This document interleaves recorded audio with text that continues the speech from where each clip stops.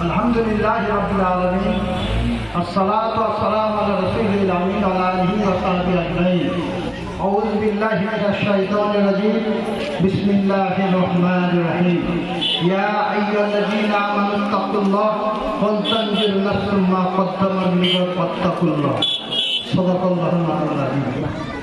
সমস্ত প্রশংসা শ্রী রব্বুল আলামিনের, দরুদ ও সালাম প্রিয় নেতা মানবতার বন্ধু হযরত মুহাম্মদ সাল্লাল্লাহু আলাইহি ওয়াসাল্লাম ও তার সাহাবীদের উপর। শ্রদ্ধেয় সম্মানিত ভাইরা, কারবালার হাটে ব্যবসায়ী বন্ধু, পথচলতি মানুষ, ক্রেতা বিক্রেতা প্রত্যেকে জানাই জামাত ইসলাম হিন্দের পক্ষ থেকে শুভেচ্ছা, ভালোবাসা। আজ এই পথসভার ঘোষণায় আপনারা জানতে পারছেন যে নৈতিকতার, স্বাধীনতার ভিত্তি। স্বাধীনতা বলতে আমরা কি বুঝি? যে একজন মানুষ তার উন্নয়ন, তার কল্যাণ, তার অগ্রগতি সামাজিক এবং রাজনৈতিক থেকে মুক্ত, সে মুক্ত হয়ে চলতে পারে, এটা হচ্ছে স্বাধীনতা।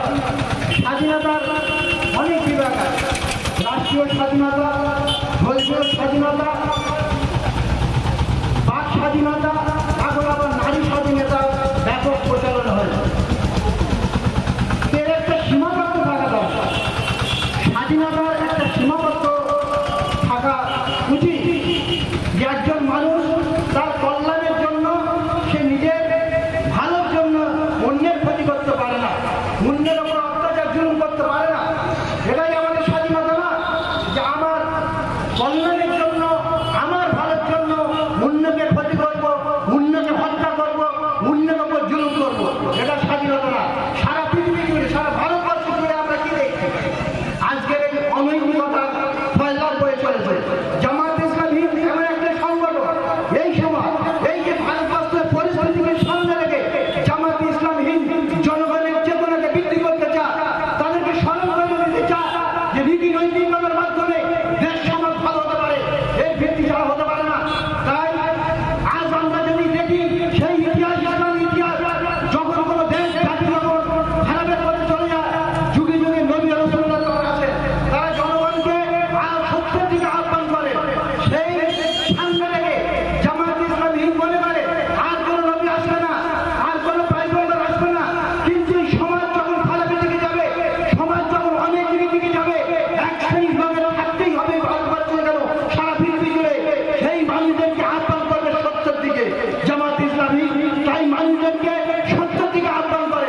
এই সত্য ইসলামের কাছে ছিল, নৈতিকতা ইসলামের কাছে আছে। এই শিক্ষা মুহাম্মদ সাল্লাল্লাহু আলাইহি সাল্লাম আমাদেরকে দেখিয়ে দিয়েছেন। আপনারা দেখুন সেই ইতিহাস 600 বছর আগে, যখন সেই আজকে কত বছর হয়ে গেছে, 1500-1600 বছর হয়ে গেছে, সেই যুগে আমরা কি দেখেছি? আইজানের জায়গায় পড়া হতো। যে যুগে ধর্ষণ ছিল, নারীর কোনো ইজ্জত ছিল না, সেখানে মদ ছিল, জুয়া ছিল, ব্যভিচার ছিল, হিংসা বিদ্বেষ ছিল, সেই জায়গায় মুহাম্মদ সাল্লাল্লাহু আলাইহি সাল্লাম তার নীতি আদর্শ দিয়ে সমাজকে তিনি গঠন করার চেষ্টা করলেন। তিনি তা দেখিয়ে দিলেন মানুষের সামনে নীতি নৈতিকতা কার বলে। তিনি আদর্শ দিয়ে মানুষদেরকে সত্য দিশা দিয়ে আল্লাহর দিকে আহ্বান করে একটা সুন্দর সমাজ গঠন করতে চেয়েছিলেন। তা তিনি পেরেছিলেন তার নৈতিক চরিত্র দিয়ে। আজকে সারা ভারতবর্ষে আমরা কি দেখছি? একটা গোলাম বাহিনী হিসাবে একজন মানুষকে পিটিয়ে হত্যা করা হচ্ছে। এটা কি নৈতিকতা? এটা কি স্বাধীনতা? আজকে আপনারা দেখুন যে ভারতবর্ষে ডাক্তার ভাই বলছিলেন 22শে ফেব্রুয়ারি এলাহাবাদ হাইকোর্ট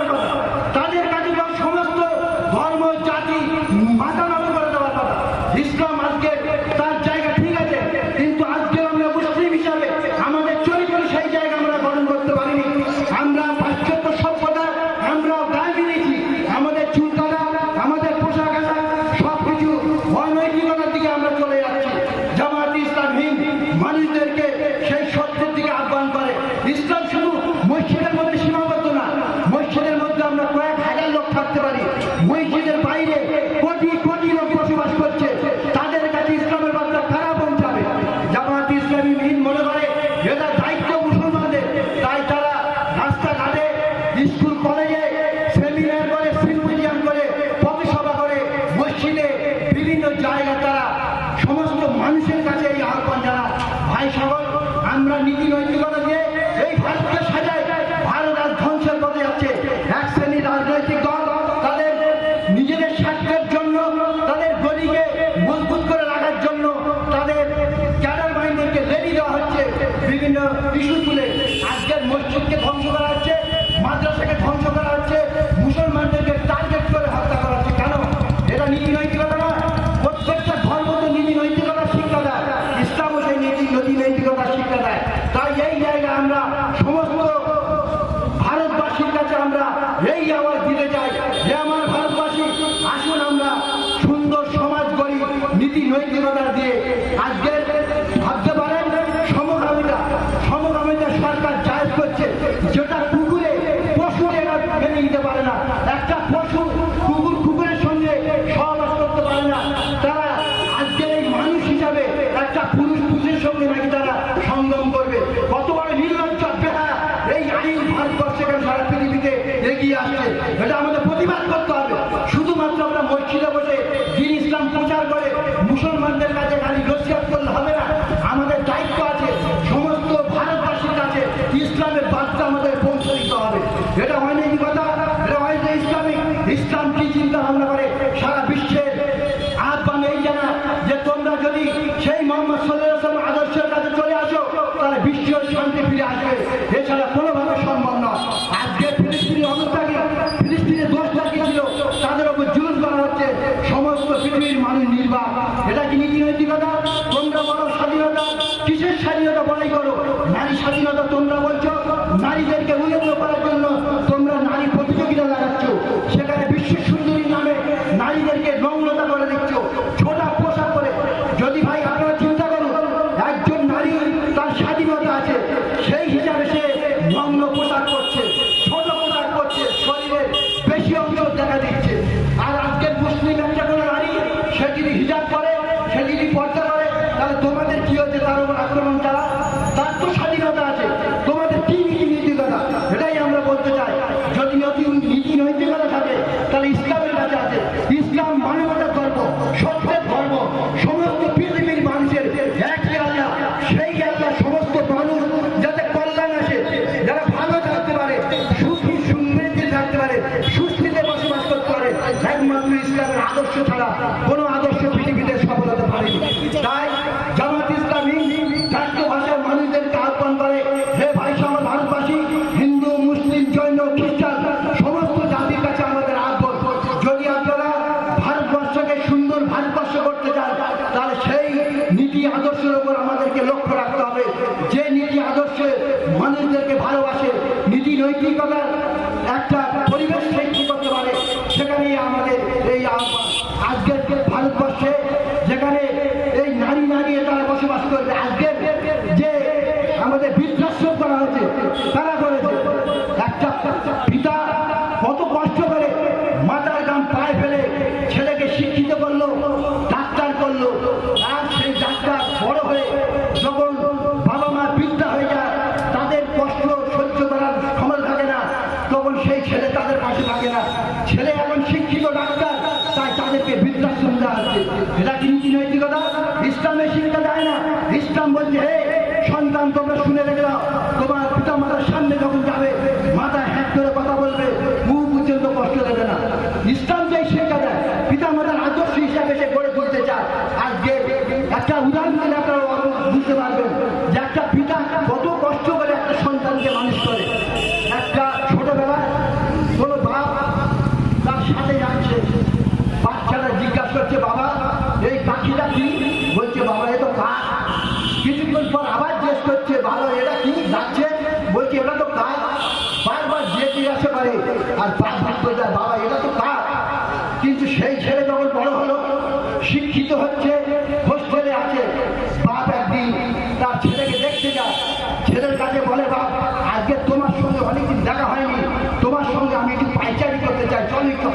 একটু এগিয়ে যায়। বলে কেন বাবা? বলে চলো না আমার সাথে যাবে। বাপকে জিজ্ঞাসা করছে বাবা এই গাছটি কি? বলছে গাছটি বট গাছ। আবার বাপ কিছুক্ষণ পরে বলছে এই গাছের যে ছোট ফল সে গাছটা কি বাবা? বলছে তোমার কি মাথা খারাপ? তোমাকে তো বলা হচ্ছে এটা বট গাছ, কেন তুমি বিরক্ত করো? তোমার কি মাথা ঠিক আছে? অবস্থা দেখেছে ও যখন শিশু ছিল বারবার জিজ্ঞাসা করছে, বাপ কিন্তু তার প্রতি রাগান্বিত হয়নি, তাকে উত্তর দিচ্ছে এটা সেই পাখি সেই গাছ। আর বাবা যখন জিজ্ঞাসা করছে গাছটা কি, দুবারের পরে বাবাকে হুমকি দিচ্ছে, বাবার সঙ্গে খারাপ আচরণ করছে। এটা ইসলাম কি বলে? যখন কোনো সন্তান তার সঙ্গে কথা বলবে বাপের মর্যাদা কি সেই সন্তানের শিক্ষা দেওয়া হয়েছে। আজকের সমাজ শিক্ষিত হচ্ছে বলে নীতি নৈতিকতা শিক্ষা আমরা দেখতে পাচ্ছি না। আজকে স্কুলের মধ্যে যে ইফটিজিং হচ্ছে, হ্যাঁ সেখানে মদ খাওয়া হচ্ছে, বিভিন্ন রকমের চরিত্র খারাপ করা হচ্ছে। কিসের কারণে? আজকের মুসলিম যুবক ভাইদের কাছে আমাদের আবেদন যে তোমরা যে মোবাইল দেখছো, আল্লাহ বললে জেনার ধারে কাছে যাও না। তোমরা যে ছবি ছাড়া দেখছে এ জেনার উৎসাহ যোগা, জেনার প্রবণতা বাড়া। তাই আগে থেকে আমার নবী কোরআনের বাণী মানুষের সামনে শুনিয়ে দিলে তোমরা জেনার ধারে কাছে যেও না। অর্থাৎ জেনা করতে গেলে যে উৎসাহ তোমাদের উদ্দীপনা হয়, যে চরিত্র খারাপের দিকে নিয়ে যায় সে জায়গায় যেও না। আর অন্য ধর্মের কথা তো আলাদা, তাদের প্রত্যেকটা ধর্ম এ নোংরাম চায় না। তারাও বলেছে এটা ব্যবিচার, বিবাহ বহির্ভূত কাজ সব ব্যবিচার। ইসলামও সেই একই কথা বলে। তাই জামাত ইসলামী প্রত্যেক মানুষের কাছে বিবেকের কাছে প্রশ্ন ছুড়ে দিতে চায় যে ভাই ইসলাম এসেছিল তো শান্তির বাণী নিয়ে, মোহাম্মদ সাল্লাল্লাহু আলাইহি ওয়াসাল্লাম এসেছিলেন তো সারা পৃথিবী দেখিয়ে গেলেন। আমরা তার আদর্শ আদর্শিত হতে চাই। আমরা মুসলিম, আমরা মুসলমান, আমরা পরিচয় দিই, আমরা মাথায় টুপি দিই, পোশাক বড়, কিন্তু আমাদের চরিত্রের দিক খারাপ হয়ে যায়। ইসলামের কাছে বিশ্বের কাছে ইসলাম যে মাথা দাঁড়াবে মাথা উঁচু করে কোথায়? আজকের আমরা সব জায়গায় লাঞ্ছিত অপমানিত। এ কারণে আমরা কোরআনকে ভুলেছি, আমরা হাদিসকে ভুলেছি, শুধু পানি আমরা শুনেছি। কোরআন আমরা আজকের ঘরে ঘরে কোরআন পড়ি, আমরা বুঝি না। আমার আবেদন এইসব ভাইদের কাছে, যারা শুনছেন, যারা পথচলতি মানুষ, যারা দোকানদার, প্রত্যেকের কাছে আমাদের আবেদন যে আপনারা মাতৃভাষায় এখন কোরআন উঠেছে, কোরআনের সঙ্গে সম্পর্ক রাখুন, কোরআন বুঝুন, কোরআন পড়ুন। ইসলাম তবে জানবেন। মুরব্বীদের থেকে ইসলাম জানা যাবে না, বড়দের থেকে ইসলাম জানা যায় না, সঠিক ইসলাম পাবেন না। সঠিক ইসলাম পেতে গেলে কোরআন আপনারা অধ্যয়ন করুন, ভালোভাবে পড়ুন, নবীর জীবনে পড়ুন, কোরআন হাদিস পড়ুন, তাহলে ইসলামকে জানবেন। ইসলাম শুধুমাত্র নামাজ নয়, ইসলাম শুধুমাত্র রোজা নয়, ইসলাম শুধুমাত্র হজ নয়। এইসব যদি ধরি গোটা কোরআন শরীফে 250-300 আয়াত, বাকি 6666 আয়াত তাদের জন্য। এটা কি আমরা ভাববো না? সেই নীতিমালা কি ছিল, সেসব কথাগুলো কি ছিল, কেন সে কথাগুলো গোপন হলো? আজকের আমাদের ভাবতে হবে, আজকের তরুণদের জানতে হবে। জানার সময় এসেছে। ভারতবর্ষ কোথায় যাচ্ছে? তোমাদের ঘুম নেই, তোমরা ঘুমোচ্ছ, আরামে ঘুম উড়ে যাওয়ার কথা, তোমরা নিদ্রায় ঘুমাচ্ছ। পাশের দেশের অবস্থা দেখছো না, যেখানে বন্যা ছাড়া বয়ে যাচ্ছে, তারা কত কষ্টের জীবনযাপন করছে, আর আমরা আরামে ঘুরছি, মনে করি খুব সুন্দর আল্লাহ আমাদের ব্যবস্থা করেছে। আর এটা আমাদের জবাব দিতে হবে। ইসলাম যদি আজকে ইসলামের ওপর যে অত্যাচার জুলুম আসছে, মানুষ যে অত্যাচারিত হচ্ছে, এই আওয়াজ ওঠাতে হবে। এই নবী রাসূল আওয়াজ উঠেছিল, তারা প্রত্যেক যুগে নবী এসেছিল, একটাই তাদের কাজ ছিল সত্যের বাণী মানুষের কাছে সুস্পষ্ট ধারণা দেওয়ার জন্য। তাই জামাত ইসলামী মানুষদেরকে সত্যের আহ্বান করে। এটা কোনো একটা নিচক স্বাভাবিকভাবে যে ধর্ম, অন্যান্য ধর্ম কিছু আচার অনুষ্ঠান মেনে চললে একটা ধর্ম মানা হয়। ইসলাম অনুপাতিক গতানুগতিক এরকম একটা ধর্ম না, গতানুগতিক এরকম ইসলাম না। গতানুগতিক ধর্মের নাম ইসলাম না। ইসলাম জানতে গেলে নবীর আদর্শ জানতে হবে, কোরআন কি বলেছে যথাযথভাবে তা অধ্যয়ন করতে হবে, নিজের আমল করে দেখিয়ে দিতে হবে। আমাদের পোশাক আছে ইসলাম না, আমার চরিত্র বলে দেবে ইসলাম কি বলে, আমাদের আদর্শ বলে দেবে ইসলাম কি বলে। আমরা এই জায়গায় আমরা সারা পৃথিবীতে লাঞ্ছিত অপমানিত কেন হচ্ছি? এ কারণে আমরা কোরআন ছেড়েছি, নবীর আদর্শ ছেড়েছি। একজন নবীর আদর্শ হিসেবে আমরা গড়ে উঠতে চাই, কিন্তু আমার জীবনে নবীর আদর্শ কি জীবনে করতে পারলাম না। নবীর জীবনীটাকে আমরা দেখতে পেলাম না, করতেও পারলাম না, আর আমি ইসলামের উপর চলবো কি করে? দুঃখের বিষয় এটা। আপনাদেরকে আহ্বান করছি, আসুন আপনারা, এটা আমাদের একটা দায়িত্ব। আমরা জামাত ইসলামী করতে বলি না, আসুন আমাদের কাছে এসে আমাদের দল বাড়াবে না বলি না। আপনারা কোরআন বুঝুন, হাদিস বুঝুন, প্রকৃত ইসলাম নিয়ে চলুন, এটাই আমাদের আহ্বান। আপনারা প্রকৃত কোরআন, প্রকৃত হাদিস নিয়ে যদি চলেন, সারা পৃথিবী আপনাদের কাছে নেমে যাবে, পৃথিবী আপনাদের কাছে নত হয়ে যাবে। এটা সারা বিশ্ব দেখিয়ে দিচ্ছে, সারা পৃথিবী বলে হচ্ছে যেন ইসলাম কেন গেল। জেনে রেখে দিন, আগামী শতাব্দী ইসলামী শতাব্দী আসবে ইনশাআল্লাহ। যেহেতু মানুষ বুঝতে শিখেছে, আমেরিকা যেখানে বেশিরভাগ শিক্ষিত মানুষ হাজার হাজার তারা কোরআন করে ইসলাম গ্রহণ করছে, আমাদের মধ্যে যাই যাই তারা ইসলাম গ্রহণ করে প্রকৃতি ইসলাম কি তারা জেনে বুঝে ইসলাম করছে। আমাদের সুবিধা একটা যে আমার বাপ মুসলমান, তার অঙ্গের যাত্রা আমি মুসলমান, এটাই আমরা সুবিধা ভোগ করছি। প্রকৃতি ইসলাম কি জানে না, ইসলাম জানতে পারে কোরআন হাদিস সহিভাবে পড়ে নিজের অধ্যয়ন করে আমল করে দেখিয়ে দিতে হবে, এটাই ইসলাম। এই আহ্বান রেখে জামাত ইসলামহীন সারা ভারতবর্ষ জুড়ে প্রচার করছে নীতি নৈতিকতার স্বাধীনতার ভিত্তি। এই ভিত্তির ওপর দাঁড়িয়ে আমরা প্রচার করতে চাই। আসুন আমাদের সঙ্গে মিলিত হবে, আর বিচ্ছিন্ন হয়ে থাকার সময় নয়, এক হয়ে হতে হবে। যেটাই করি না কেন আমাদের মূল জায়গায় এক, আমরা এক হয়ে চলবো, তবেই আমরা মজবুত হব, তবেই আমাদের বলিষ্ঠ হবে। তাহলে মানুষ তাহলে বুঝবে প্রকৃতি ইসলাম যা তা নয়, আমাদেরকে ভেঙে ফেলতে পারে না। আসুন আমরা এই কাজে অংশীদার হই। আগামী 23শে সেপ্টেম্বর মুসলিম কাজকলার পাশে বিল্ডিংয়ে আমরা মহিলাদের অমুসলিম মুসলিম মহিলা মা-বোনদেরকে ডেকে আমরা এই নীতি নৈতিকতার আদর্শকে তাদের সামনে তুলে ধরতে চাই। আসুন মা-বোনদের আহ্বান, ওই জায়গায় এসে আপনারা শিক্ষা গ্রহণ করুন এবং ওই সভাকে সাফল্য মণ্ডন করুন। এই আহ্বান থেকে আমার এই কথা